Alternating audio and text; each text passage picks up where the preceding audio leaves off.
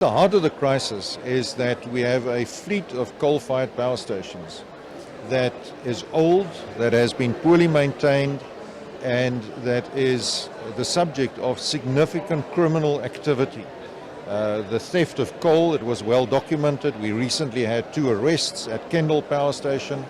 And all of these activities come together to make it extremely difficult to deliver electricity sustainably. The power utility in South Africa is limping on, and the recent severe load shedding looks set to continue. The man at the helm of Eskom board says the brain drain at the utility has also contributed to the challenges Eskom is facing. The Eskom that I'm now chair of today is totally different to the Eskom of many years ago. It is depleted of lots of experience. As we speak today, right here in Egypt, there's Escomites that are working, contributing to building of power stations, earning dollar-rated income.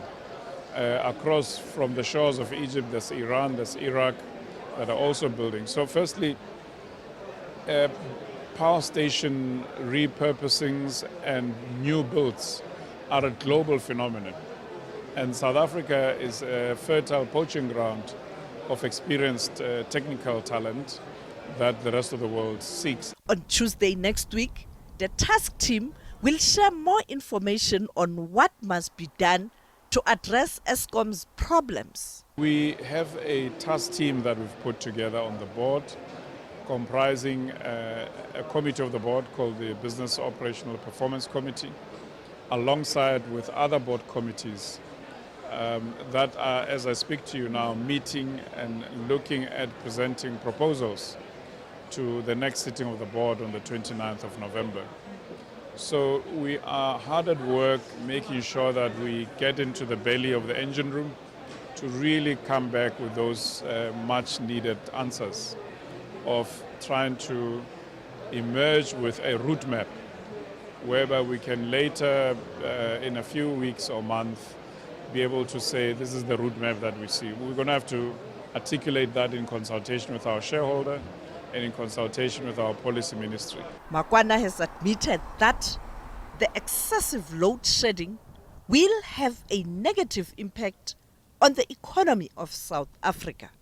We are working hard to reconfigure, to restore this company's reputation. Without Eskom, we don't have a sustainable economy to talk about. And therefore, we are very mindful to the average South African that is worried about Eskom's impact on their livelihoods and on the economy. It is top of mind for us. Without Eskom, our civilization is disrupted. Power cuts are expected to deepen in the coming days. Eskom spokesperson told SABC News that Eskom's budget is depleted for this financial year. He said Eskom is also holding limited diesel stock. The stock is being carefully managed to respond to emergencies. Eskom has been using diesel to run its gas turbines as an emergency measure amid generation capacity failures. Eskom Chairperson Mpho Makwana, SABC News, Johannesburg.